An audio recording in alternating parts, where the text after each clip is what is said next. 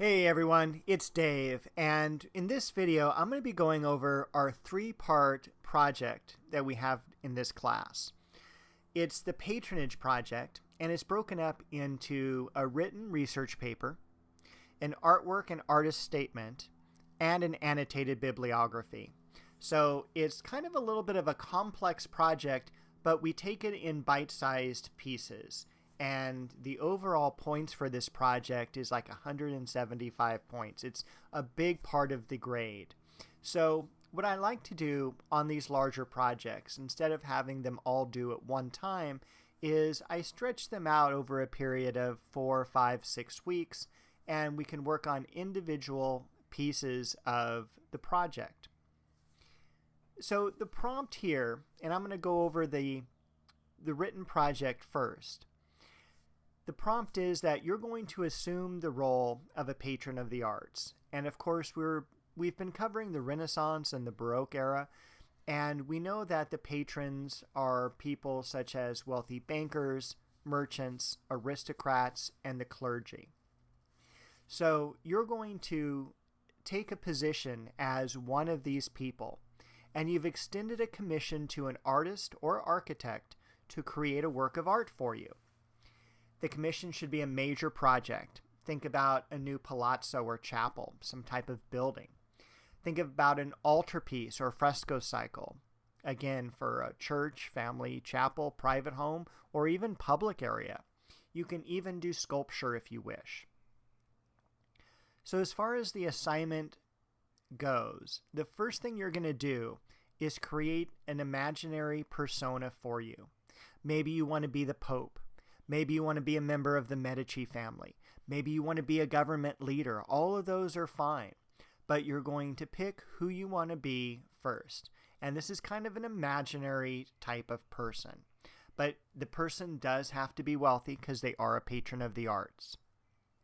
Number 2, you're going to decide on an artist. And this has to be a real artist. It has to be someone who has been alive during the scope of our class so far, from basically the year 1300 on up to 1700. So you can do any artist that we've covered, Giotto, Michelangelo, Brunelleschi, or you can even choose an artist that we haven't covered in class because we cover, actually, unfortunately, very, very few artists. Fra Angelico is one that we really don't have time to cover, but who was a fantastic artist during the 1400s in Florence. And finally, then you're going to decide on an artwork that you want your artist to create. Keep in mind that you are going to be creating this artwork.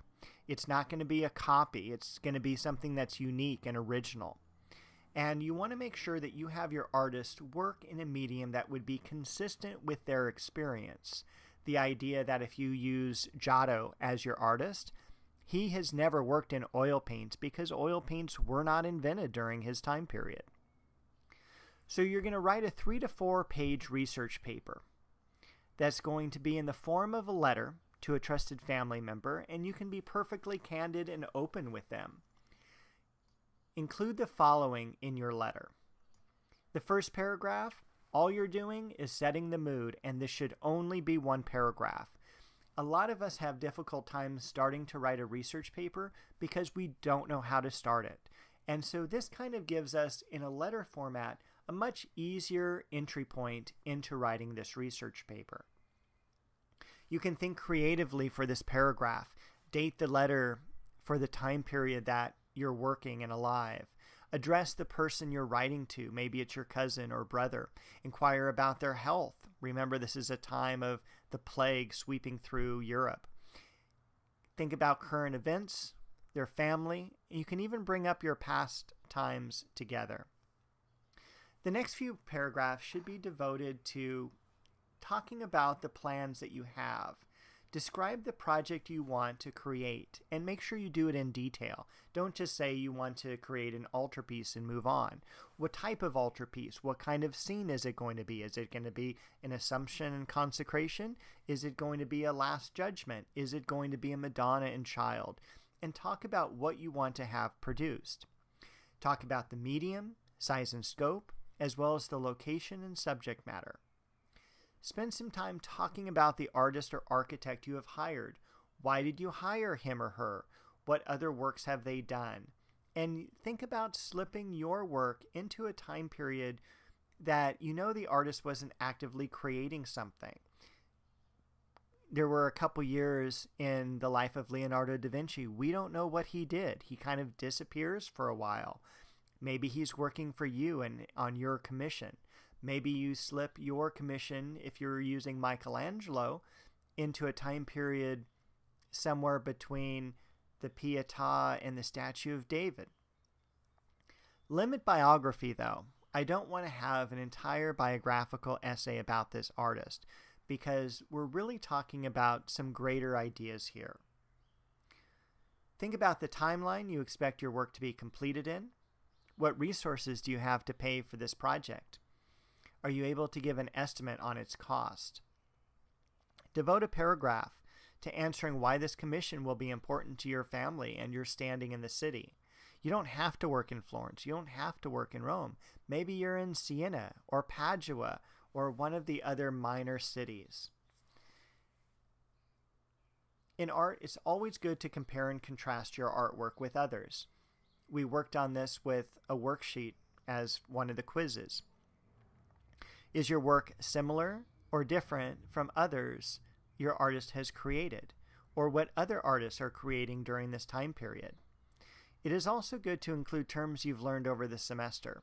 If your work's in linear perspective, if you're drawing a building, which is maybe a lot easier for a lot of you if you haven't dealt with art that much, when you do these art projects, I grade on effort rather than artistic skill, so you shouldn't shy away from trying to do some drawing or painting. But a lot of people choose to do architecture because they can use rectilinear instead of curvilinear line. You can also create it with geometric shapes. But there's certain rules that buildings are created during the Renaissance with. The idea that this is a time of war, so you have 0 windows on the ground floor.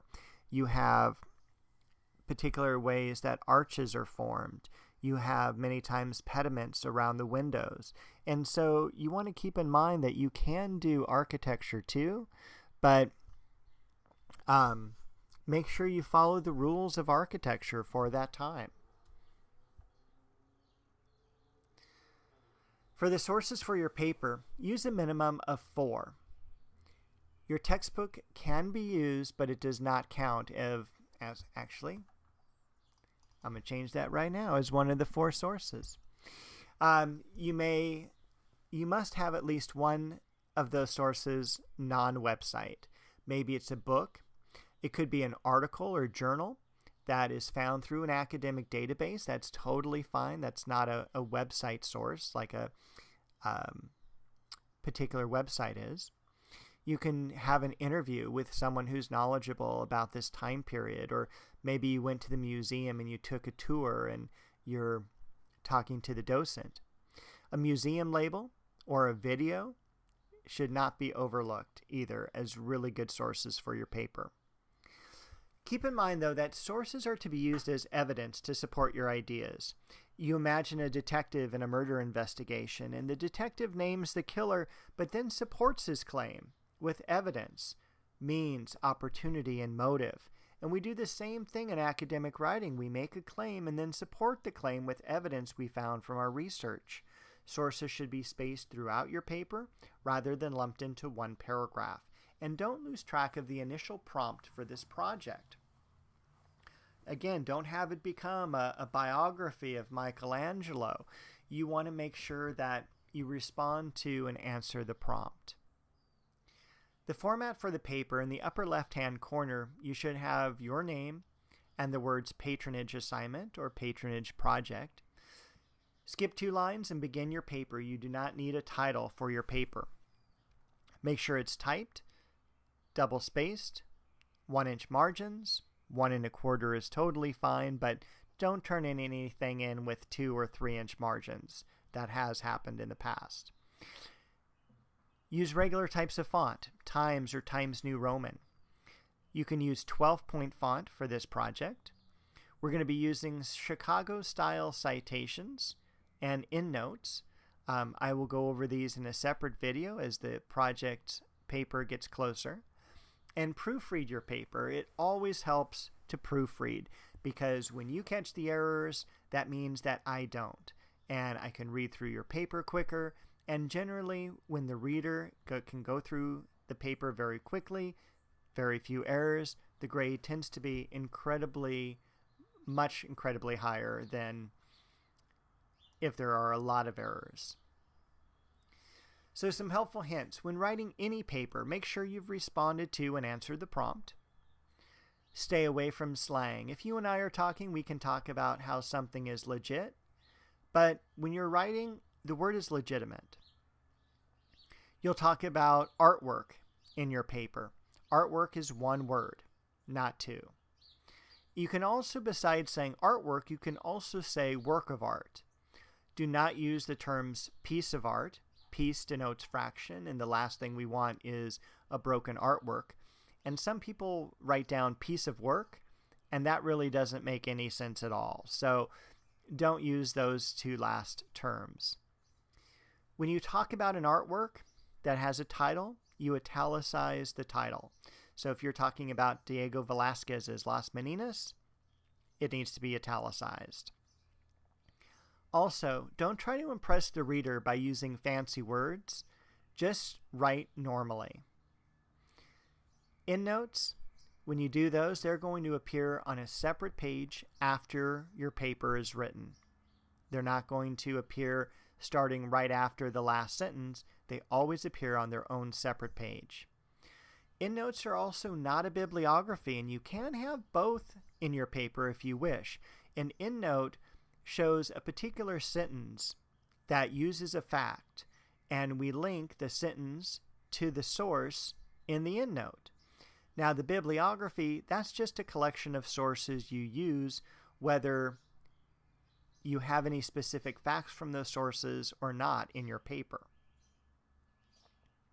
And keep in mind that the simplest or easiest pathway to complete this project may not be the best one. You want to have enough information to fill 3 or 4 pages of writing. So the paper is 3 to 4 pages in length.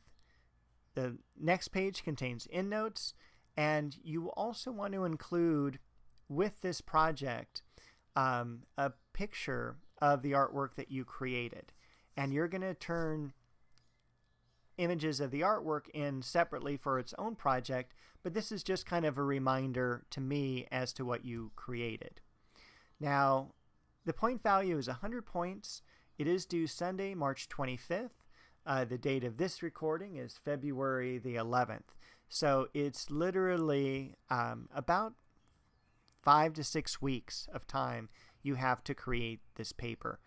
The link for uploading it is already established, and you can upload it anytime that you are completed over the next 6 weeks.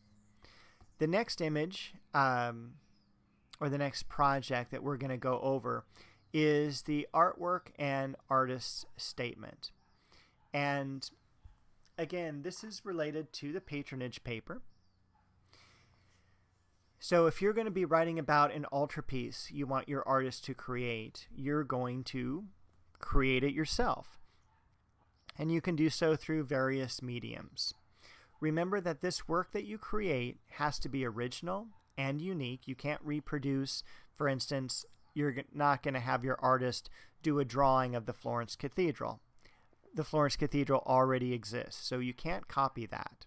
But you can do your own cathedral. It cannot be a copy of an already existing work, such as the statue of David or Mona Lisa. Next, you're going to write an artist statement about your creation. Explain what you have created and what mediums you used. You can even mention what difficulties you faced in the work's creation and what you did to overcome them. An example is below. Please use the same format as the example. Now, the artwork you create must be reasonable in terms of size. This is not a project you should be spending countless hours on. And you want to make sure that, it's something that's larger than a sheet of paper, but it's also not anything too large where it is not portable.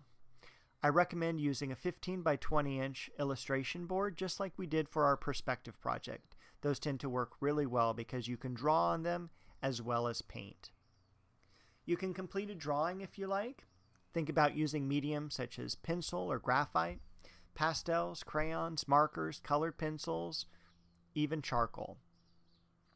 You can also complete a painting. I usually suggest mediums such as acrylic, watercolor, or gouache. Since you're not physically turning this in, you can also use oil paints. But remember that if you haven't used oil paints before, this is not the project to start with. Use something like gouache, which is a mixture of watercolor and chalk. It's much easier to use. Please get approval for any other medium, such as wood, clay, or textiles. I'm not opposed to you using these mediums, but I just want to make sure you have a little bit of background or what's your idea of your creation. I had a student several years ago who did a beautiful angel out of clay with outstretched wings.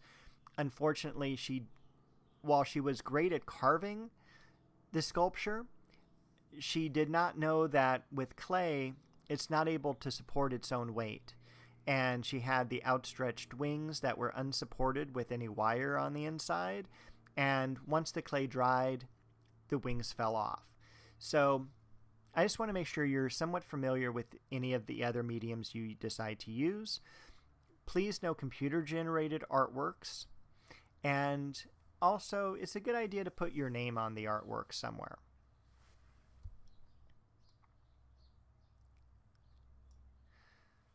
I realize that creating art may be a new experience for many of you. So keep in mind, I do grade more heavily on effort and idea than the artistic skill. But I'm always amazed at how incredible these artworks look when they're turned in. Also, give yourself plenty of time for this project. Develop an idea or plan and then execute it. If you want to run it by me first, that's totally okay. Also, think about an art budget. Some of you already have art supplies at home, and this project is just going to be, 2 shakes and you're going to be done. But others will need to go out and purchase art supplies. Keep in mind that an illustration board is not going to cost more than $5. Keep in mind that pencils and paints, you should probably buy small kits if you can. Do not spend like $100 on this project. I'm thinking like $20 to $25 myself. Don't get the pre-stretched canvases, oil paints, expensive brushes, anything like that. If you have any questions about the project, make sure to email me as soon as possible. Do not email me on the evening of March the 3rd, thinking that I'm going to extend the due date for you, because I'm not. I've also already online have some PowerPoints of some past art projects completed for different classes. So they're not going to be Renaissance works, they're going to be ancient civilization works that you're going to see, but it hopefully will give you an idea of what past students have created. The point value on this project is 50 points, and it is due March the 4th. When you download this instruction sheet from Moodle, you'll see that the third page is also just a very quick paragraph. This is what an artist's statement is. And the final piece of this project is an annotated bibliography. And I started doing this a few years ago because it was really so important. The results I got were so great from it, because basically we're already selecting our source material earlier than our written project. So many people do it at the same time, and that's not really what you want to do. So you're going to identify and select source material that is relevant, reliable, and valid. The material chosen will then be used to write an effective research paper. You're going to basically submit to me your 4 sources, maybe 1 more or 2 more. That's fine if you want to do 5 or 6 sources, but it allows me to go through and just give you the thumbs up going, yes, these are relevant or valid sources, or it may give me an opportunity to tell you about another source that you overlooked that would really help you out. So you're going to construct an annotated bibliography which will be used as the foundation of your patronage project. And that's going to be due week 11, the patronage paper. The annotated bibliography is due next week. Your bibliography should contain a minimum of 4 sources. While you may use your textbook, it is not applicable as one of those sources. They should also vary between scholarly websites, journal articles, newspaper articles, books, videos, and other applicable sources. For the format, upper left-hand corner, your name, annotated bibliography, and then you're going to have an introductory paragraph that introduces me to the artist you're planning to write about, followed by a more specific interest in the type of artwork. The more specific you can make this section, the better your paper is going to be. After that introductory paragraph, you're going to list your 4 sources as stated below. You're going to identify the general category of the source, whether it's a website, a book, a journal article, a video, etc. You're going to identify the source in Chicago-style format. So you're going to give the format, which would be like author's name, title of book, city of publication, the publisher, the year it was published.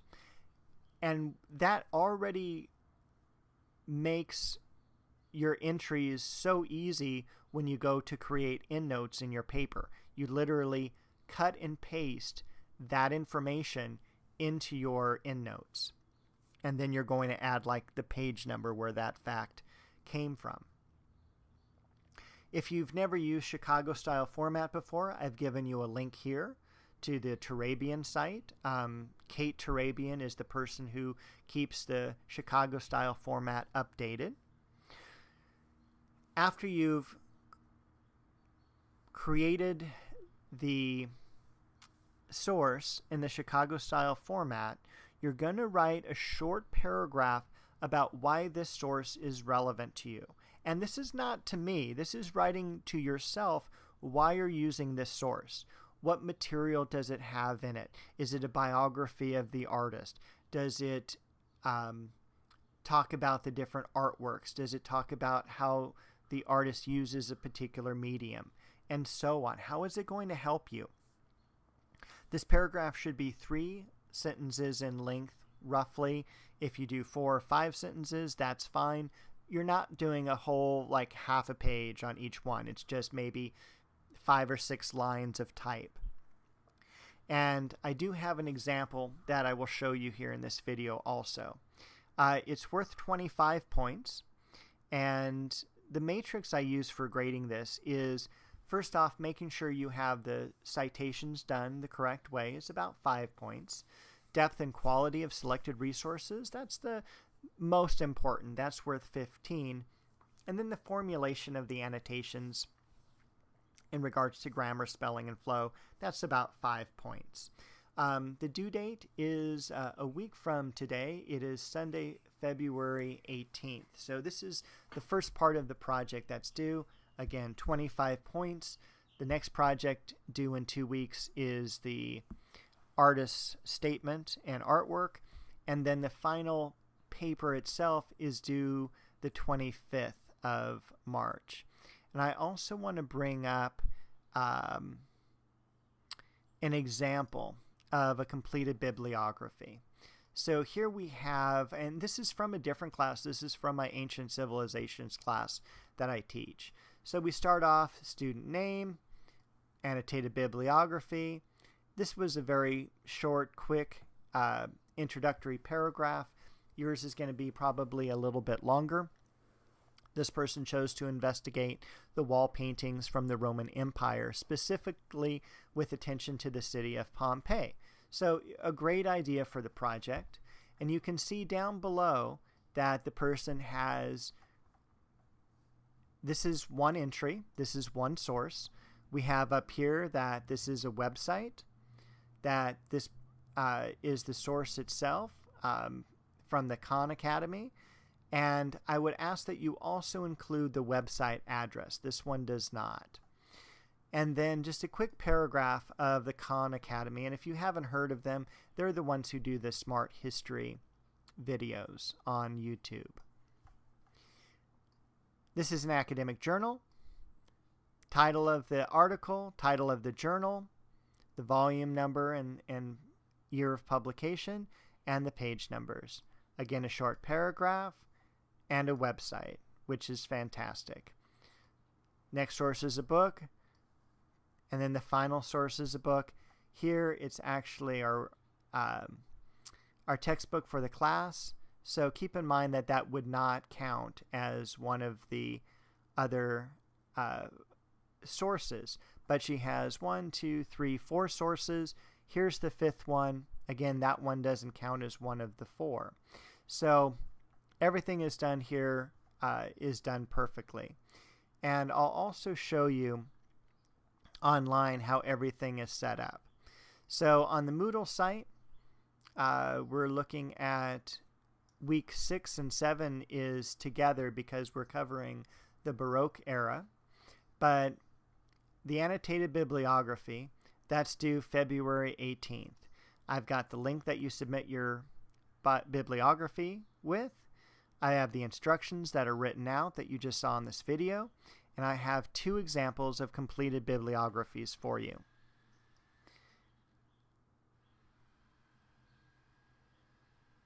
During week 8, we've got a link for you to upload your artist statement and artwork.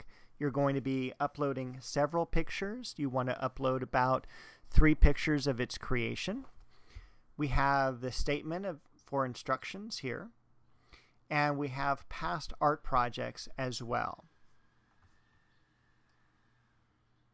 And finally, week 11, that's when the paper is due. The links to submit the paper, the written instructions. I have, again, 2 examples for you, and I also have a citation guide. I will also do a separate, I'll post a separate video on how to cite and why we cite and things like that. So with that, that'll be the end of this video, and good luck with your project. If you have any questions, just drop me an email. I'm always happy to answer them.